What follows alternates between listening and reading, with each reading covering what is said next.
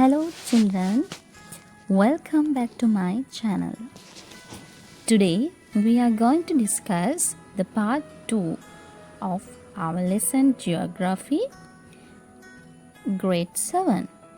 It's the identity of Sri Lanka.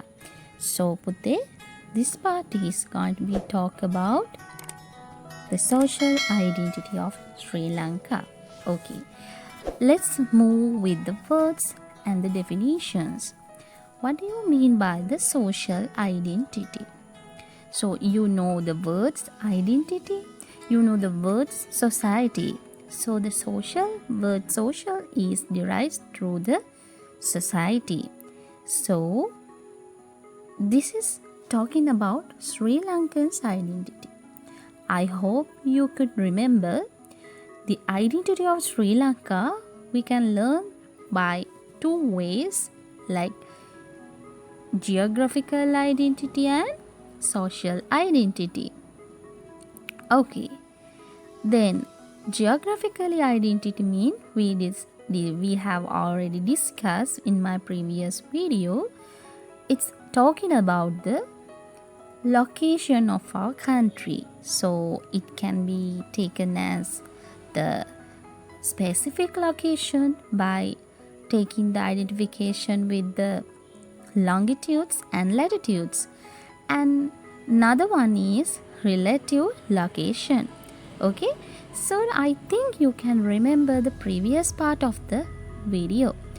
Okay Putte, now today we have to discuss this one. What is this? Social identity. Now already you know about the identity word. We can identify anyone from by addressing her or his name. That means you all have a name. We all have a name to address someone.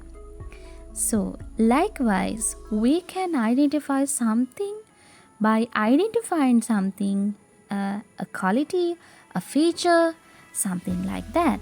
Okay, so it's about Sri Lanka. Let's see to these pictures. Okay, the first picture, you really know about this. This is tea. You know, Sri Lanka is very popular for tea, and our tea is known as Ceylon tea and the most popular tea in the world. And the second picture, look at the second picture. You know this place. This is Sigiriya. Okay, so these two things are most important identifications of Sri Lanka. The people in other countries, they can identify our country. They know our country by looking at these pictures.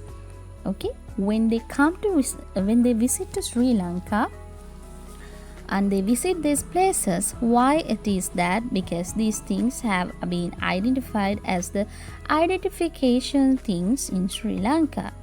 Okay Putte, so I use these tools to let you know about the identity of social identity. So you know, we have already discussed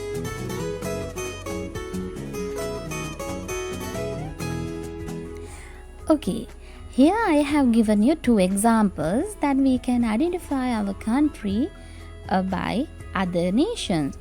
Okay Putte, then let's identify this word actually.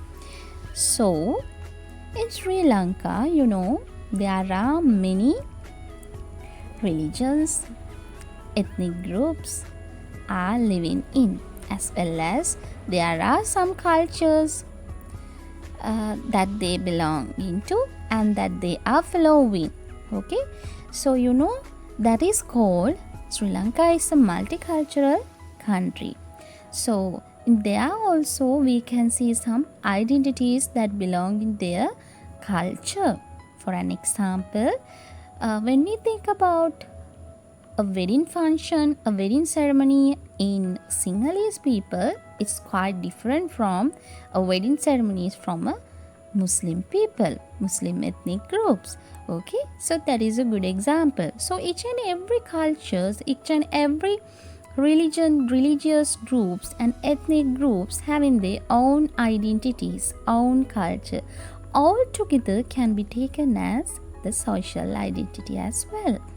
Then, as well as you may have heard about in Sri Lanka, not only the Tamil, Sinhala, Muslim, other Christian, but there are the indigenous people called Vedas. Okay, so those people also belong into a part of our culture, our social identity. Okay, so this is the basic identity, basic name, basic things about the social identity. So as we are living in Sri Lanka as a collection of groups, collection of societies, various cultures, various religious groups, we have to live it very peacefully. Okay, so that's why it's known as it's multiracial, multireligious and multicultural country. So though we have divided into various groups, we have to work with harmony, and we have to work with peacefully in this country. Okay, then very important part, it is national heritage. Pute, national heritage are very good example that shows the identity of our country. So you can see these pictures.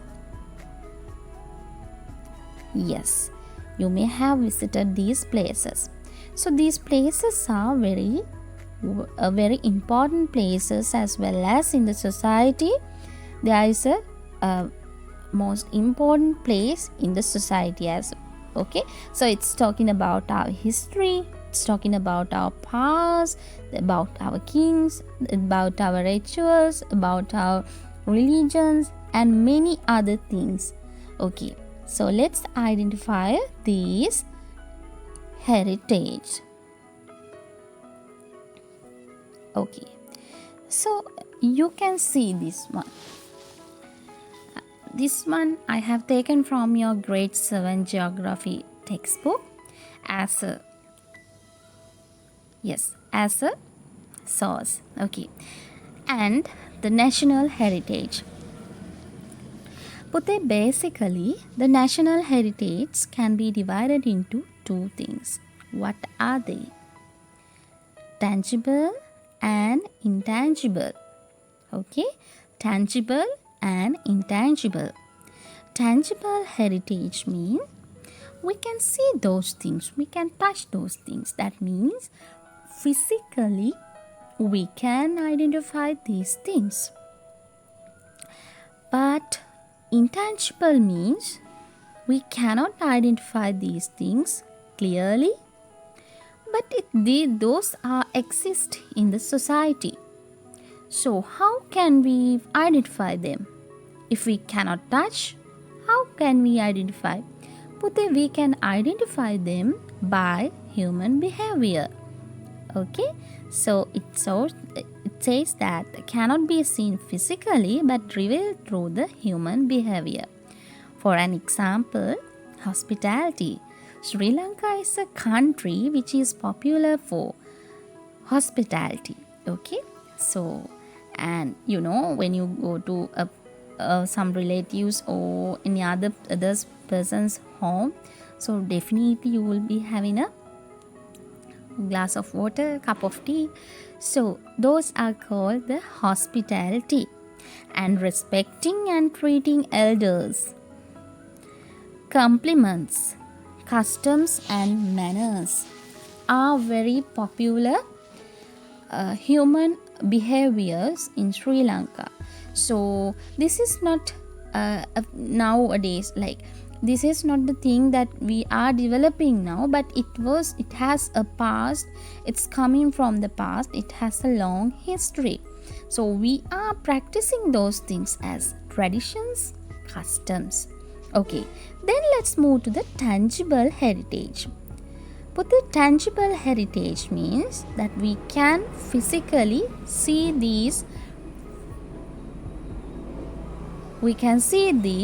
things, these places.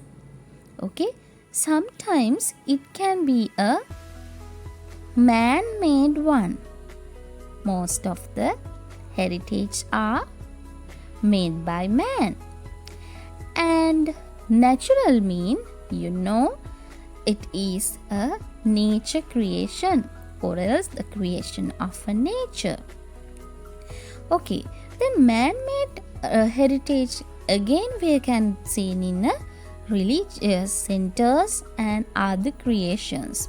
Religious centers mean it's belonging to religion, and sometimes the main idea of constructing such a place may be the religion, but other creation is not like that. So sometimes our kings may have built those things for their benefits, for the human public benefit, but very popular places are still people are visiting. Still these places are very attractive places. Okay, let's see what are the man-made religious centers. Sri Mahabodhi, one of the place which was built by kings. Madhu Church, Sacred City of Katragama, Mosque, Nallur Kovil. I know you are familiar with these terms, these words and these places you may have visited now. And other creations like Sigiriya, as I shown before.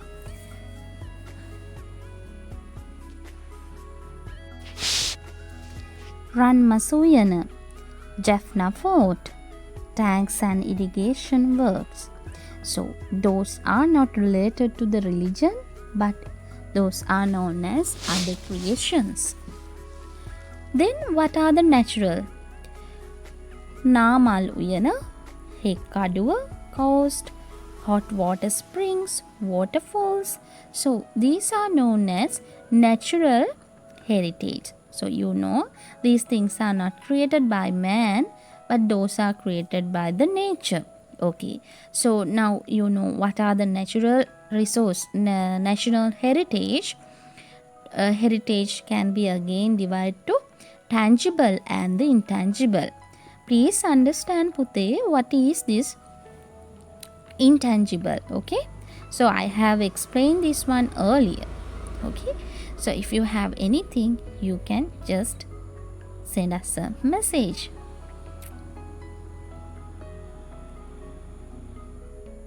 Thank you very much for your